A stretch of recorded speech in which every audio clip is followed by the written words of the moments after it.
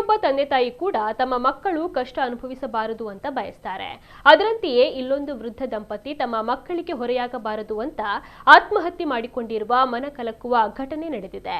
ಈಶ್ವರ್ ಆಚಾರಿ ಹಾಗೂ ಗೌರಿ ಆತ್ಮಹತ್ಯೆ ಮಾಡಿಕೊಂಡ ದಂಪತಿ. ಇವರಿಗೆ ಇಬ್ಬರು ಹೆಣ್ಣು ಮಕ್ಕಳಿದ್ದು ಇಬ್ಬರಿಗೂ ಕೂಡ ಮದುವೆಯಾಗಿ ಬೇರೆ ಬೇರೆ ಕಡೆ ಇದ್ದಾರೆ. ಇನ್ನು ಈ ದಂಪತಿ ಅನಾರೋಗ್ಯದಿಂದ ಬಳಲ್ತಾ ಇದ್ದು ಇತ್ತೀಚೆಗೆ ಗೌರಿಯವರು ಸೊಂಟದ ಸ್ವಾಧೀನವನ್ನ ಕಳೆದುಕೊಂಡಿದ್ರು. ಮಕ್ಕಳಿಬ್ಬರು ತಂದೆ ತಾಯಿಯನ್ನ ಚೆನ್ನಾಗಿ ನೋಡಿಕೊಳ್ತಾ ಇದ್ರು. ಆದ್ರೆ ತಮಗಾಗಿ ಕಷ್ಟಪಡ್ತಾ ಇದ್ದ ಮಕ್ಕಳನ್ನ ಕಂಡು ದಂಪತಿ ತೀವ್ರವಾದ ಮಾನಸಿಕ ಖಿನ್ನತೆಗೆ ಒಳಗಾಗಿದ್ದರು ಅಂತ ತಿಳಿದು ಬಂದಿದೆ. ಇದರಿಂದಾಗಿ ದಂಪತಿ ತಂಪು ಪಾನೀಯದಲ್ಲಿ ವಿಷವನ್ನ ಬೆರೆಸಿ ಸೇವಿಸಿದ್ದಾರೆ. ಸದ್ಯ ಘಟನಾ ಸ್ಥಳಕ್ಕೆ ಭೇಟಿ ಕೊಟ್ಟ ಪೊಲೀಸರು ಅಸಹಜ ಸಾವು ಪ್ರಕರಣವನ್ನ ದಾಖಲಿಸಿಕೊಂಡಿದ್ದಾರೆ.